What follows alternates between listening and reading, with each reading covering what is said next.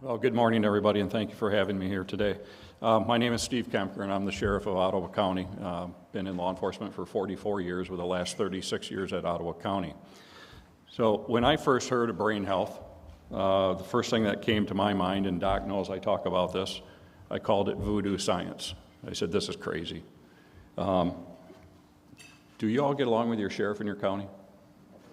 Yeah, some do, some don't. I understand.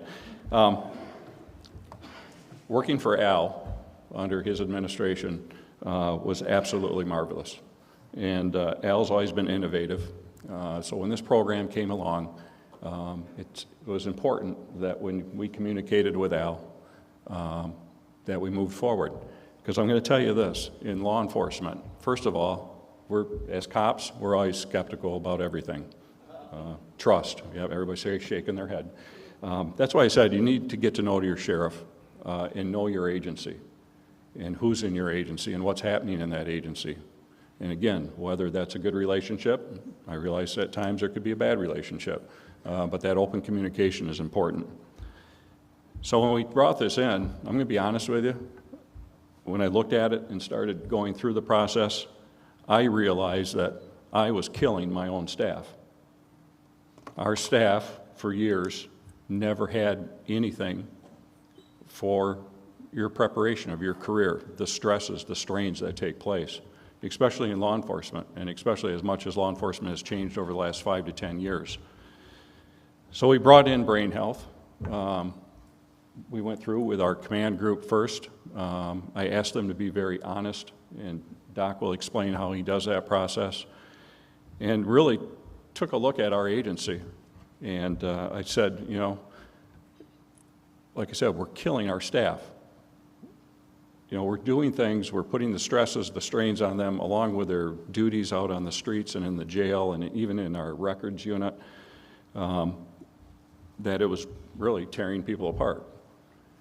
And again, my own personal story, being in law enforcement for the years that I've been there, you were always expected after a critical incident or your stresses that, A, you don't talk about it. It's that macho thing of being a cop. You can't show emotion. You pack it all in. You take that rock or that incident, you throw it in your backpack, and then you take the next one and you throw it in your backpack. Well, what's going to happen after a while? The straps on the backpack are going to break. That cost me money. It costs issues within the agency when you have people that are not dealing with the stress. So it was important for us to get into our staff and work with them. We're really good as law enforcement executives that we know that we're running the train down the track full speed. And as that train's going full speed, I as an administrator knew that the bridge ahead was out. But we continue to run that train down the track full speed. And what's going to happen? The train's going to hit that area where the bridge is out. It's going to fall down in the gully, and then we're going to be there to pick up the pieces and hopefully get people recovered or move forward or see somebody's career end. That was not right. So we had to correct it. A good law enforcement chief of mine, a friend of mine in Holland City, he puts it really good too. We do everything for after the incident, but we have to be prepared before the incident with our mindsets. So when I did the survey and went through everything with Dr. Robinson, I really looked at myself and thought, boy, where was this 15, 18 years ago? I participated in the program. I said to myself, I'm going to follow it to the key. I'm going to do it. My health improved. I sleep all night long now. My doctor took me off my medications. My blood pressure is below normal. And running an agency of 300 people with about 300,000 people in our county, the stresses and strains are there. But I also saw the improvements in our staff.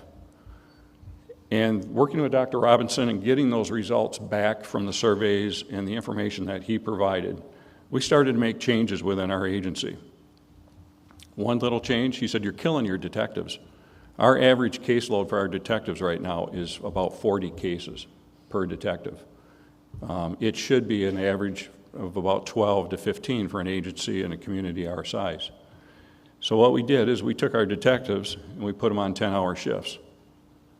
And again, me coming from some of the old school was no, detectives Monday through Friday, called out at night, called out on weekends. So we put them on 10-hour shifts. We also put them on just one day of the weekend that they rotate. And out of the number of detectives we do that with, they only ended up working maybe 3 weekends or 2 weekends out of the year with the amount of detectives we have. The quality of the work improved, the morale improved, and we just saw improvement with just the simple switch of going to a 10-hour shift. I then took that and moved it into our records unit, and then I moved it to my executive team and said to my captains and my lieutenant, my undersheriff and chief deputy, said, we're going to 10-hour shifts. And they were all like, we can't do this. We aren't going to be able to function. You know, it worked in the detective bureau, but we can't do this. We did it, and it worked very successfully. I've seen morale improve. I've seen health improve. Our staff, by following Dr. Robertson's plan, is extremely beneficial. And I really would encourage you to look at this program. This is not a sales pitch from me. This is my life. I'm retiring at the end of this year after years of law enforcement. And I can say I'm actually leaving healthy, feeling good, because I've seen this job devastate families and our staff to the point where, you know, their quality of life is just not good. We've changed that with the changes that we've made. County-wise, like Al mentioned, the insurance, the cost, the savings. But again, we invest so much money into these people when we hire them. We want them to have a long, successful career at our agency, and I back that 100%. And again, this has been very successful for us. And again, it leads to better health, the mood of the individuals, the overall work quality that we get, the ethics that we get, and you know, the stress. The stress is the biggest thing. You learn how to control that. I know what I have to do to control my stress during the day.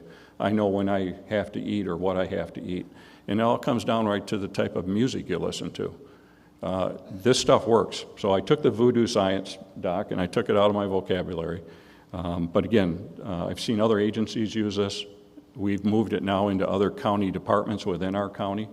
My daughter works for public health, and she kind of follows the plan a little bit, and she's seen the difference there. So it works no matter if it's just the sheriff's office or any of your departments within your county, or even you as commissioners or other related positions that you have in your county.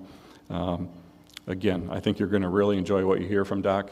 And again, thanks for having us here today. But again, I swear by this. And I know that I will continue it even into my retirement years, to keep myself on track and keep healthy. So again, thank you for your time this morning, and we'll be open for questions too. Thanks.